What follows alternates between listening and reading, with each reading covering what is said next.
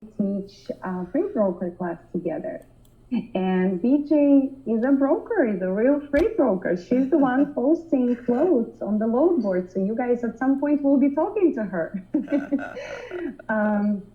Yeah, and BJ, you want to introduce yourself and then maybe we can do like this little role play? Yeah, I'll be glad to. My name is Brenda Jackson. I live in the Fort Worth, Texas area. I met Liz, has it been 2 years ago now? Yes, Yeah, yeah, 2 years almost 2 ago. years. Yeah, she came into Dallas for a freight broker class and just kind of refresher and everything. And so we kind of hit it off and we thought, well, this would be great to do some training together. So we do freight brokering classes together. She does dispatch classes on Zoom. I do dispatch classes in Dallas. So it works out really good. And Yeah, for 2 years glad to be now. here. Yeah, yeah. So that's nice. So all you guys are training to be dispatchers? Okay, Hmm? cool, cool. Where do you guys live? Do you guys live? I'm from Texas, Frisco. Oh, you're It's from near. Frisco, right? Okay. Yeah. I live in Granbury. Sorry? I live in Granbury. You ever heard of it? It's on the Oh, other side of Fort Worth. yes, yes, yes. It's very near Oh, from us. okay. Great. Cool. Good So stuff. some of the guys here, they are planning to be independent dispatchers, and I think it will be great if I invite Elliot, and he's going to talk to them how he became independent dispatcher. Okay. Some of the people are really planning to just kind of work within their own family circle and just kind of help out their family members.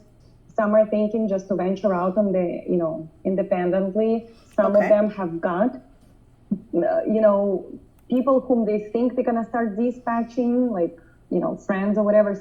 Some of the people don't, and I think Elliot is gonna be really nice at explaining how you can find those truckers. Right. Yeah. He's Some good. of the people here, they already have trucks. They are fleet owners, and they are thinking about, getting their MC numbers. So Okay. Okay. Well, great. Well, Liz, what I'd like to do, if you don't mind, is to talk to them about what makes a freight broker want to work with the dispatcher. yeah, Yeah. please. Okay. So just to kind of start off, guys, customers for freight brokers are hard to find. There's a big competition now in freight brokers, especially now, I think since the virus and everything, a lot of people were losing jobs and working from home, and things like that. So there's a lot of competition with freight brokers. So when we get a customer, we work really hard to get it. We want to keep it. And that's when we really depend on the dispatchers to provide information to us. Like, for example, you may hear truckers and dispatchers saying, oh my God, why does that broker keep calling me? She's already called me 2 times a day, And let me tell you the reason why. It's because, say, for example, if we have a load that's going to pick up at 9 o'clock in the morning, sometimes our customer is already calling us at 7 o'clock. Is your driver going to be on time? As a broker, I want to be that person that calls my customer. Okay, I don't want my customer to have to call me first. Okay, hold on a second. I'm about to send Liz a little message here. Please. Okay, because the customer may have 15 loads, okay, and they may be working with 5 different brokers. They're going to continue to work with the broker that updates them ahead of time. A customer does not have time just to call a broker all the time. Is your driver there? Is your driver there? That makes the customer not want to do business with the broker. So what makes me Recording in progress. Okay, so what makes me want to do business with the dispatcher is if the dispatcher lets me know by email if the driver is running late. If it's going to pick up at 8 o'clock, I should have an email by 7:30. If the driver has been there for 2 hours, I need to have an email that time saying the driver has been there for 2 hours. And the reason that 2 hours is so important is because there's 2 hours free, okay, before detention starts. So I have to let my customer know at the 2 hour mark that the driver's there I can't wait till the driver's been there like 5 hours and then call my customer, because the customer will try to get out of paying detention. They're like, oh, well, if you would have called me 3 hours ago, I could have got them loaded. There wouldn't be any detention. So then there's going to be a problem when the load delivers about if they're going to give me detention or not. When the load is loaded, I need to know by email. If it's a dispatcher that I've been working with for a while, hold on a second, guys. I don't really need to have like check calls and stuff like that. Just it kind of depends on how, if I've been working with you a while, and I know that you're going to let me know if the truck breaks down immediately, I'm not really worried about check calls. When the load delivers, before the driver leaves the parking lot, you need to have your driver take a picture of the signed bill of lading and get it to you, and you need to get it to me. The reason is because the customer does not consider the load delivered unless I have sent them a signed bill of lading, because they feel like, oh, brokers are just going to say that, just so they won't get in trouble. So I need to have that in my hand so I can forward it over to the customer. And if you send it to me by email, I'll just forward that email, right over to the customer. So that's what makes a broker want to work with the driver. Now, sometimes you may notice that when brokers send you over confirmations, the phone numbers may be off for the pickup, especially if they're like flatbed loads or step deck loads. The contact number may not be included. Maybe the broker's number is included. And the reason is that for this. Sometimes, like for example, I have a customer that is in Seattle, Washington, but I'm picking up a load in Denver. The pickup location doesn't really know that much about the load other than that's where the equipment is being stored. So say, for example, if the driver's running late, or the dispatcher may not want to call me, or the driver may not want to call me, they want to call directly into that customer to say, hey, I'm running in late. If you do that, the person that you get on the phone may say, oh, don't worry about it, we don't close until 4 o'clock, you're good. Y'all follow me so far? But what they don't realize is that I have a crane appointment at 10 o'clock that my customer in Seattle set up. So if you miss your crane appointment, then the customer's going to come to me. It's going to be like, okay, who's going to pay this $250 an hour crane? Or he's been there for 2 hours. So we're going to split it or what? So a lot of brokers just find it easier to leave that number off. Then that way you have to always call the broker on the pickup and the delivery side. Everybody has GPSs. They know exactly how to get there. If you're working with a dispatcher that you've been used to working with, I'll leave it on there and I'll say, hey, you guys already know, don't call my customer. They're like, oh, yeah, we know. And even with directions, sometimes there's more conversation that comes in there. You may be calling about directions, but then guess what? It's like, oh, do you mind if I, they're an hour later or earlier or whatever. So that's the reason why some brokers don't put phone numbers on. Okay. A lot of brokers request the phone number for the driver. And the reason you do that is because it just depends on the situation that has ever occurred. For example, I've had a couple times when the dispatcher said, hey, yeah, the driver is going to be there at 10 o'clock. Well, I always call the dispatcher first. I'll call them a couple times because the driver is supposed to drive. So I don't want to bug them. But now, if the driver's not there and I've called the dispatcher a couple times, I will call the driver to find out what's going on. And sometimes I've gotten the messages like, oh, I'll be there at 12 because I haven't got unloaded yet. So you see where the communication is so important in this, and it's like, okay, so if somebody's not telling the truth, let's get this lie together, okay? If don't have me saying the truck broke down and your driver hasn't even got unloaded, then your driver goes in and says, hey, sorry I'm late, but they just unloaded me. So that's why communication is so important. Trucks break down, drivers get tired, don't feel like driving, and all that is legit, but it's just that it's important that we communicate with each other. So, y'all got any questions? BJ, who is your favorite driver? Okay, so we know who's going to be the favorite dispatcher, the one who gives updates, sends you pictures of POD once the load is delivered. If there is any issues, they contact you. But who's going to be your favorite driver? Okay, driver and dispatcher, or just driver? Just the driver. Just the driver. The one that's sends me a text when he gets there and says, "Hey, I'm here." The one that takes a picture of the signed bill of lading and sends it to me. I mean, the one that gives me updates and I don't even ask for it.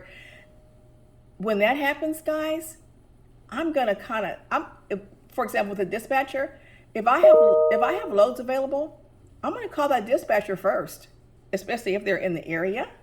I'm gonna call them first to see if, okay, maybe I've got these loads in the area. Are you interested? If they do a great job, even putting it on a load board, you're just going to call your circle. Exactly. We love not to put loads on the load boards because we get so many calls. It's like, you're just paying this. You paid this last week. Blah blah blah blah. It's like, so if I have a good dispatcher, I'll say, hey, thank you. Are you going to be in Dallas on Wednesday too? Because I've got this load. I have it every Monday and Wednesday. As a dispatcher, you should be asking the broker that, especially after the first load and you do a great job, like, hey, I did a great job, so you can have this load again? Yeah, I do. And we'll be glad to give it to you. And it's not always about price, guys. What's this? Okay. It's not always about price. The customers will pay more for a load if I do a great job. Like especially weekend loads, a lot of the customers, they have kids, they got soccer practice, they got games and stuff. If a customer knows that they can depend on me to update them with any emergency to make sure their loads are getting delivered on time, they may pay me $100 or $200 more. If I have a dispatcher that I know will update me, I will do the exact same thing. I will pay more for peace of mind. Okay? Yep, I agree. All right.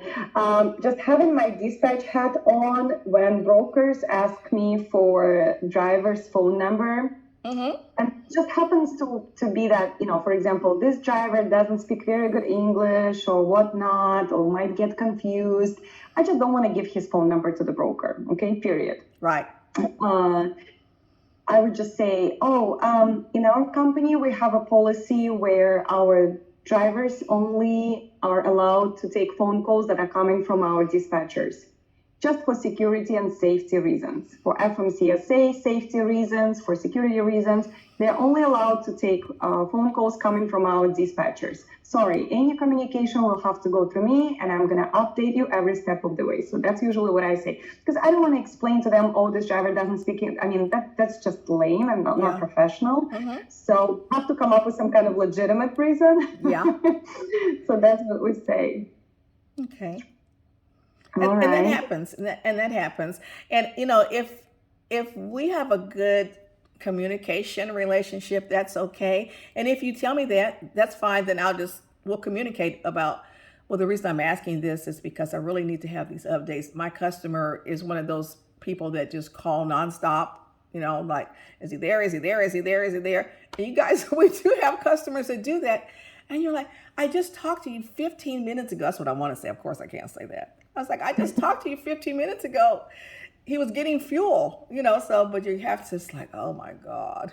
So that's why we bug. And for expedited loads, you absolutely have to give drivers, phone number, because they're going to send a macro point app to track them and make sure that they are on time.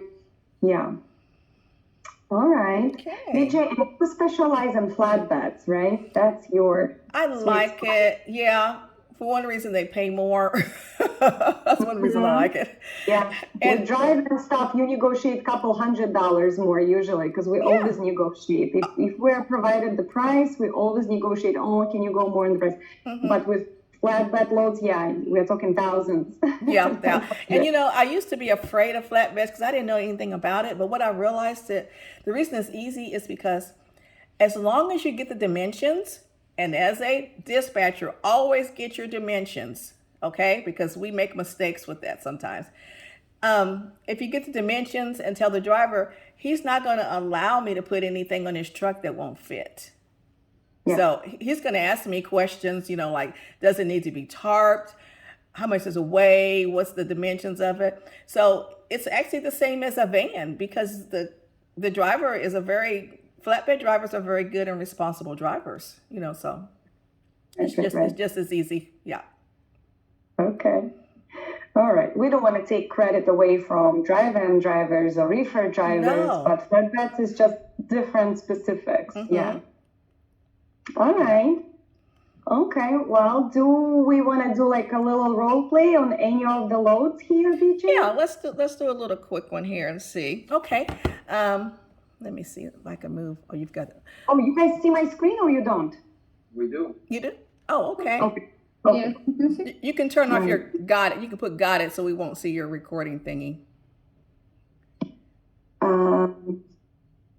I'm sorry, BJ, what did you say? It's being recorded and it says got it. I don't know. Do I need to do that? Oh, that's me. That's not you. Okay, cool. Okay. Okay, you see. Okay, so you see what? Yeah. So, do you want to be like any of these brokers here? We were just like I showed them like a little sneak peek at the load board. We are not at the point where we're comparing load boards, talking about all the features. It's just like to demonstrate, what they're going to be able to see. Okay, sure. Yeah, let's just choose any of them. Do you have one that has a rate on it so we could kind of? Yeah, whatever. This first one, Valparaiso to Tyler. Does it have a rate? 2,400. Okay, let's do that one. Okay. This one here, is it by TQL? Yeah. And they say it's $2,400? Yeah. Okay. Yeah. I'll be the broker then, right? Be the broker, Yeah. yes. Okay. So, and I'll be the driver, and I'll be the dispatcher, and I'll call you on this load. So Okay. I'll say, so before I'm gonna call the broker, guys, I'm gonna actually, open up my map and just see how, what kind of mileage, where it goes to, okay? So I clicked on the miles right here on the load board, okay? And it opened up the mileage. And it's powered by PC Miler. It doesn't say anywhere here, but I just know for a fact it's a PC Miler, and it's a very good mileage. It's practical miles. So you can see from Chicago. Okay, so they're just a little east of, not a little, but they're east of Dallas, that Tyler, which is still okay. And it's 940 miles, 936 miles. Mm-hmm. And I'm gonna. Also, what I'll do is, before I call the broker, I will, because I'm a new dispatcher and I have no idea about the rates, I will try to use that feature here on the DAT load board, and to see how much they pay from Chicago to Tyler, Texas for a van. Okay, because I'm a new one, or maybe this lane is not really, the one that I'm doing all the time. So the load board tells me that approximately, averagely, for the past 3 months, brokers were paying carriers for this load approximately a little over $3 per mile. Okay, fuel went up, so I want more. Okay. I definitely want more. I probably would ask for like $350, and probably TQL is gonna hang up on me. Yeah, probably so. Let's see, they're paying $2,400, which is way too cheap. Which is like $254 per mile. Okay. Yeah. But oh well. That's okay. Yeah, because they'll be calling a lot of TQL anyway, because TQL's. Yeah. Yeah, all right. Okay, hello, can I please talk to dispatch? Because remember, guys, everybody's in dispatch. Broker is in dispatch, you as a dispatcher in dispatch, because you're all trying to move that load. So you're all doing this dispatch kind of a service, load coordination. Okay, yes, this is dispatch. Oh, hi. This is Elizabeth calling from Elizabeth Trucking. How are you? I'm good. I see that you have posted a load from Valparaiso, Indiana, going to Tyler, Texas. Can you just give me more details about this load? Okay, yes, it's a 53. We need a 53-foot van. It weighs about 18,000 pounds. Looks like it's 942 pounds. Picks up on the 12th, and so we have to have it delivered by the 14th. Okay. Does your driver have enough hours to do that? Yes, he does, and he's empty. He is. Okay, good. Okay, well, sounds good. And you're available on the 12th? Okay, so let me ask you this, and I'm so sorry, what is your name? Brenda. Brenda. Okay, Brenda, my name is Elizabeth. Nice to meet you. What is the commodity on this load? Okay, it's canned goods. Okay, and you need a 53-foot dry van. That's what I have. Okay. And until when are they loading today in Valparaiso? Until 1 o'clock. Okay. And how about Tyler, Texas? Does that deliver by appointment or is it first come, first serve? Yes, by appointment. By appointment? Okay. And do you have it set up for Wednesday morning, you said? I do, for 10 o'clock. 10 o'clock. Okay. All right. And then what was my other question? Well, yeah, we can do it. We do this lane all the time. Can you what is your rate? I'm sorry. Okay. Well, Liz, can you see a rate on there? Do we have it posted for a rate or no? No, I don't. I don't see it. Maybe it's just the way how my load board opens up. Oh, okay. Okay. All right. So for 950 miles, we can pay, let's say, well, we can pay a little bit over $2 a mile. We can do this one for $2,200. Oh, really? Oh, gosh, I should have asked you this from the very beginning. Yeah, we do this lane normally we do it for $3,200, but because the fuel went up, I was going to ask you for like a little more than 32. Oh my God, Liz. I don't know if I can pay that much. $3,200 to go almost 1,000 miles. That's like almost $3, a little bit over $3 a mile. We usually do it for $350. Yeah, but my guy is empty and he's ready to go. So usually that's how much we get for it. Plus, it doesn't go right to Dallas. We'll have to go, east of Dallas to Tyler. It's going to be kind of tough to get reload out of that area specifically. Okay, you know what? Let me do this. Since it picks up today, let me call my customer right quick and see if I can get any more money on it, okay? All right. You can put me on hold. You guys, I'm not calling my customer, but this is just something that we do. Need to kind of figure out how I can handle this. Hey, Liz, I just talked to my customer. And I am so surprised that they were doing this. Since we need to get this picked up today and your driver is right there, we can pay $3,100. You think your driver will do that? Well, you know what? Like I said, we usually do it for 34, 35, but hold on, BJ. Let me call my driver now, okay? Let's try to make this work. Hold on. Okay. I'm gonna put you on hold, call my driver. Alrighty. Of course, I'm not calling my driver. I'm just sitting here poking my nose and so like, okay, BJ. So I got this, kind of smart cookie on this load. Okay, he knows the rates. He's been driving for 20 years. I mean, we just cannot, he's been doing it for 34 years. I told him that, hey, this is our last chance, but any chance we could do like $32.50 on it. $32.50. Okay, Liz, let me ask you this. Your driver is right there. He can pick up right away, right? Yeah, he's empty. He's ready to go. He's right there in Geary, which is like 40 miles away from Valparaiso. So he's not going to go, through the Chicago traffic. Okay, yeah, let's just go in and do it so we can get it picked up. What's your MC number? Okay, so my MC number is 441012. Okay, 441012. Okay, you know what? Let me check you out right quick. You're not set up with this, so what's your email address?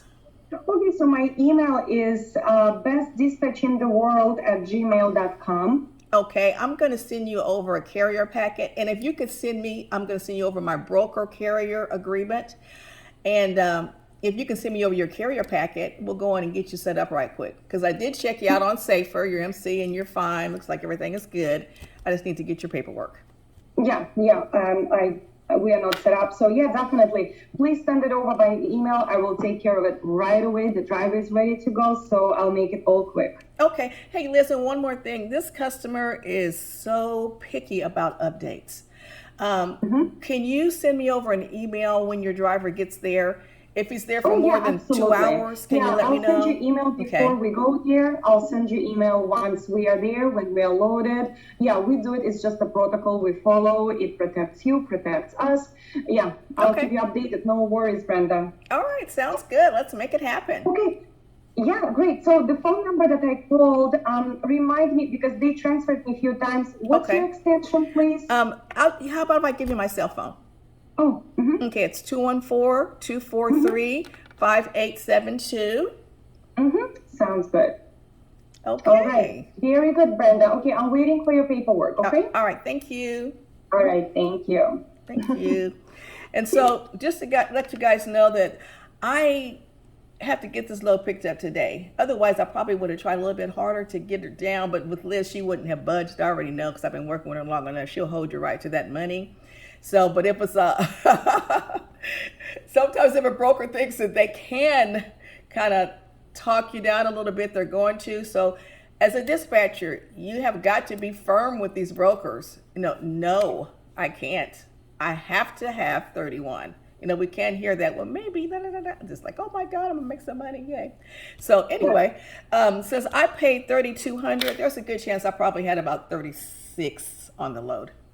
Whatever when you did your calculations, what was the average rate that you said? Was it around 3,600? Yeah. Yeah, and that's what we're going to do. We're going to use the DAT board or truck stop. Whatever it says, that's what we're going to quote our customer. If it says 36, we're going to quote our customer 36. So. Right. And hey guys, did you notice how I was asking, like how Brenda was asking all the questions, and I was just kind of put like check mark here, here, here, here. And then I asked, what's the commodity? So we're going to send you this. This is like your, cheat sheet that you use to make sure you kind of, ask all the questions about the load. So I know who I'm calling. I already checked their credit score. So it's TQL, credit score, good one, 95, whatever. Contact person, Brenda, I have her phone. She told me it's a full load, weighing 18,000 pounds. I double checked on the product because she didn't mention this, but then I asked and she said, it's canned goods. Oh, you know what? I forgot to ask you, BJ, if it's palletized or not. Oh, okay. Yeah. Yep. It is I probably, I'm assuming it's canned goods. But at this point, I'm probably going to text you or send you a message in Hangout chat or email, and I'll ask you, BJ, I forgot to double check. Is that palletized or not? Because I don't want to have any floor loads. Okay, yeah, it is palletized. And then a lumper fee. Sometimes during the holiday, there's so much canned goods that are being delivered to grocery stores, guys. Normally, there's no lumper, but there's so many loads going into the grocery stores during the holidays, they may have to hire some lumpers to come in and unload, so you can ask. And the brokers will pay for the lumpers. My customer will pay for the lumpers as long as you get a receipt. That's all we need. Yeah. Okay, so we know it's coming from Valparaiso. Before I even called, I kind of, ran my miles. If the broker is calling you and you're having a hard time spelling Valparaiso or Schenectady or Poughkeepsie, New York or whatever, just ask for the zip code, okay? Ask for the zip code and run your miles through the zip code, okay? Pickup time, they load by 1 p.m., so we have time to go and get it. Goes to Tyler, drop-off time was 10 a.m. on Wednesday. Once we are after, we're gonna sign up and get the rate confirmation sheet and everything, I'm probably gonna ask Brenda to try to change that drop-off appointment to earlier, not to 10 a.m., but to, if they're open at 7 a.m., I'll ask her to change it to 7 a.m., just because I like to have my drivers empty first thing in the morning, okay? Miles, we know the miles, the rate, we negotiated the rate. Also, I think would be nice to have, Brenda, any other specifications that I have to know about this load, okay? And do you want me to bring any load bars or, straps, or is there going to be a lumper? So probably, that's going to be a good reminder for you guys. Hey, Liz, and something else. Like the load was supposed to pick up, let's say 1 o'clock. What happens if the driver doesn't get loaded until 5 or 6? Coming into the holiday season, if you're picking up food, a lot of times you may be there about 6 hours because there's so many trucks.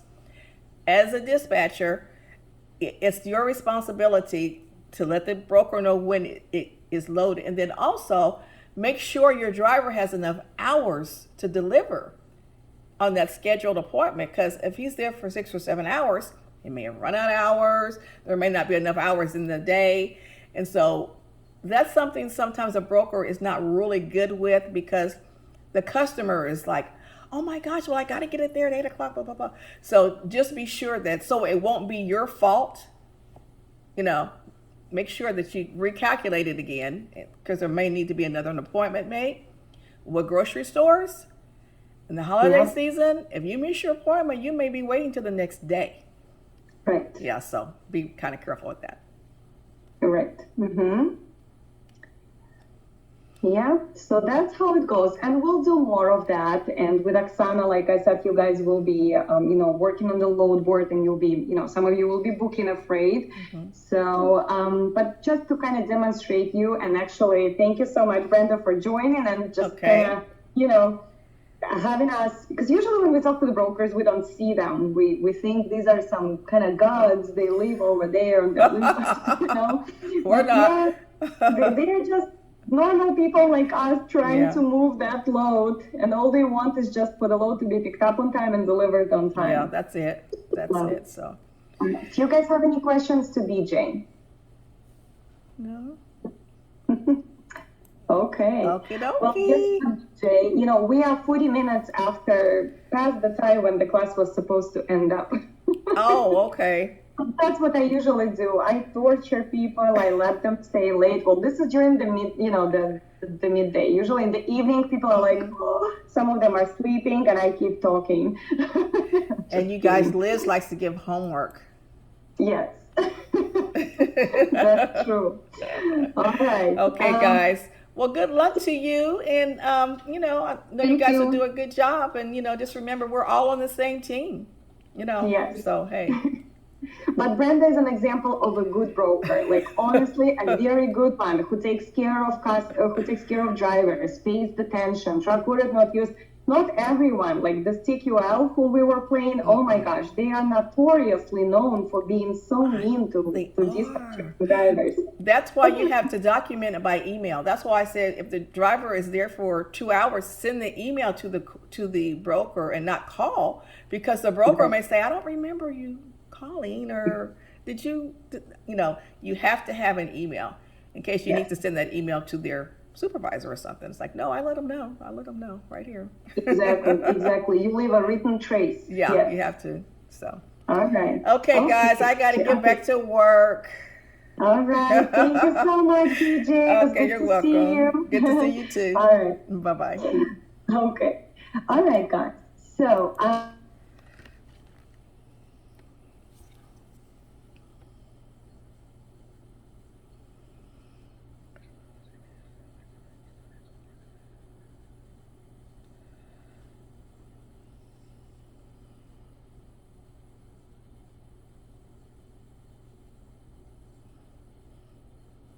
do you use